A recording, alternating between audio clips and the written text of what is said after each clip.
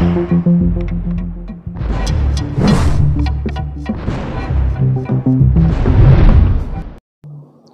greetings. This is Johnson.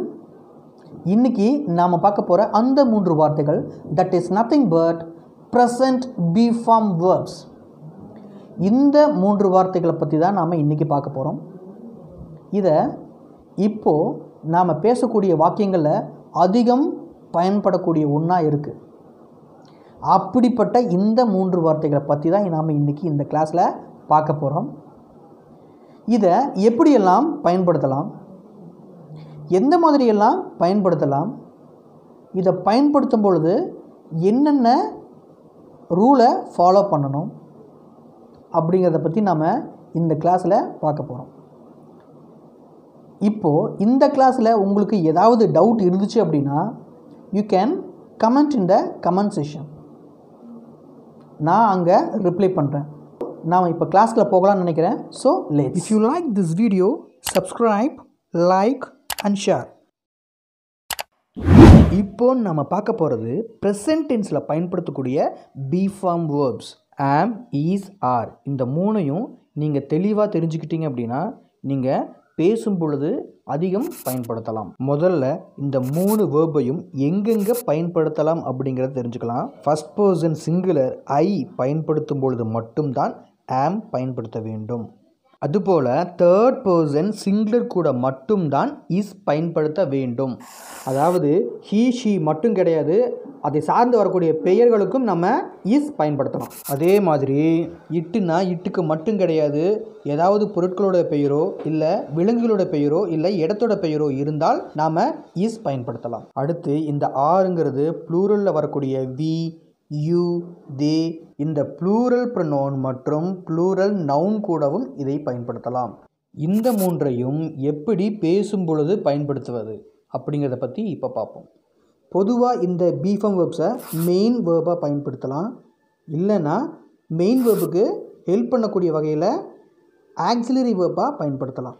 இப்போது இதை main வேர்பாக பயன்படுத்தும் பொழுது ஒரு நவுனோ இல்லை ப்ரொனவுனோட qualities, nationality, group identity, jobs, professions, age, relationships, time, place, behaviour and personality இதை பற்றி நாம் பேசும்பொழுது நாம் பி ஃபார்ம் யூஸ் பண்ணலாம். இதுக்கு example he is Michael Jackson. பெயர் சொல்வதற்கும் இந்த பி ஃபார்ம் வெர்ப் யூஸ் பண்ணலாம். Michael Jackson is a dancer. இதில் டான்ஸருங்கிறது மைக்கேல் ஜாக்சனுடைய ப்ரொஃபஷன். இப்போது நம்ம பார்க்க போகிறது கண்ட்ராக்ஷன்ஸ். இரண்டு வார்த்தைகளை ஒரு வார்த்தையாக ஷார்டன் பண்ணி பேசுவதற்கு பயன்படுத்தக்கூடியது தான் இந்த கண்ட்ராக்ஷன்ஸ். ஐ ஆம் இதுக்கு ஷார்டன் ஐம். அடுத்து he is, she is, it is இதுக்கு he's, she's, it's, we are, you are, they are இதுக்கு பார்த்தீங்க அப்படின்னா we are, you are, they are. இந்த பி ஃபார்ம் வெர்பை பயன்படுத்தி மூன்று விதமான சென்டென்ஸை வடிவமைக்கலாம். அது என்னன்னா statement sentences, negative statement sentences, interrogative sentences. முதல்ல ஸ்டேட்மெண்ட் சென்டென்ஸை பற்றி. ஸ்டேட்மெண்ட் அப்படின்னா ஒரு இன்ஃபர்மேஷனை நமக்கு தரக்கூடிய எந்த ஒரு சென்டென்ஸாக இருந்தாலும் அதை ஸ்டேட்மெண்ட் சென்டென்ஸ்னு சொல்லலாம். எப்படின்னா ஐ எம் அ டாக்டர். இங்கே நான் யாருன்னு சொல்கிறதுக்காக be form verb am use பண்ணுறோம். We are here. இங்கே ப்ளூரல் ப்ரொனவுன் வி பயன்படுத்துவதனால plural be form verb are use பண்ணுறோம். You are late today. நீங்கள் இன்றைக்கி லேட்டாக வந்திருக்கீங்கன்னு சொல்கிறதுக்காக நாம் இந்த be form verb are use பண்ணியிருக்கோம். He is a gentleman. இங்கே அவருடைய பர்சனாலிட்டி பற்றி சொல்வதற்காக பி ஃபார்ம் இஸ் யூஸ் பண்ணியிருக்கோம். She is my sister. இங்கே உறவு முறையை பற்றி சொல்வதற்காக இந்த பி ஃபார்ம் வேர்ப் யூஸ் பண்ணுறோம். My house is end of this street. இங்கே இடத்தை பற்றி குறிப்பிடுறதால இங்கே பி ஃபார்ம் இஸ் யூஸ் பண்ணுறோம். they are Indians. இங்கே ஒருவருடைய நேஷனாலிட்டி பற்றி நம்ம சொல்வதனால be form verb are use பண்ணுறோம். இந்த பி ஃபார்ம் வேர்ப்பை நாம் ப்ரெசன்ட் டென்ஸில் மட்டும்தான் பயன்படுத்த முடியும். அதாவது ஆன் த ஸ்பாட்டில் உங்களுக்கு எதிர்நிலையில் உள்ள நபர்கிட்ட இது போல் சென்டென்ஸை பயன்படுத்தி பேசலாம். அடுத்து நெகட்டிவ் சென்டென்சஸ். இல்லை, தெரியாது, பார்க்கலை, போகலை அப்படின்னு இல்லைன்னு சொல்லக்கூடிய வாக்கியங்களை தான் நாம் நெகட்டிவ் சென்டென்ஸ் சொல்கிறோம். அதை எப்படி உருவாக்குறது? இந்த நாட்டுங்கிற வார்த்தையை நீங்கள் பேசக்கூடிய சென்டென்ஸில் பயன்படுத்தினா அது நெகட்டிவ் சென்டென்ஸாக இருக்கும். அது எப்படின்னா, நாட்டுங்கிற இந்த வார்த்தையை நீங்கள் பயன்படுத்தக்கூடிய பி ஃபார்ம் வேர்பை தொடர்ந்து பயன்படுத்தினால் it will be a negative sentence. நாம் பாசிட்டிவ் சென்டென்சஸில் கண்ட்ராக்ஷன் ஃபார்ம், அதாவது ஷார்ட்டாக பயன்படுத்த ஆம் அப்படின்னா அப்போஸ்ட்ரோஃபி எம்மாவும், இஸ் அப்படின்னா அப்போஸ்ட்ரோஃபி எஸ்ஸாவும் பயன்படுத்தணும். ஆர் அப்படின்னா அப்போஸ்ட்ரோஃபி ஆர்இயாவும் பயன்படுத்தணும். ஆனால் இப்போது நெகட்டிவ் சென்டென்ஸில் ஆம் நாட்டுங்கிறது எந்தவித மாற்றமும் இல்லாமல் அப்போஸ்ட்ரோஃபி எம் நாட்டாகவும், இஸ் நாட்டுங்கிறது இஸ்இன்ட்டாகவும், ஆர் நாட்டுங்கிறது ஆரின்ட்டாகவும் ஷார்ட் ஃபார்மில் பயன்படுத்தலாம். இதுக்கு சென்டென்ஸ் பார்த்தீங்க அப்படின்னா, he isn't a gentleman, she isn't my sister, we aren't fools, they are in my friends. The final one, interrogative sentences.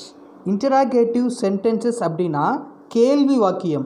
இந்த கேள்வி வாக்கியத்துக்கு எஸ் ஆர் நோ அப்படின்னு தான் நமக்கு ஆன்சர் கிடைக்கும். அப்படிப்பட்ட இந்த கேள்வியை எப்படி கேட்குறது?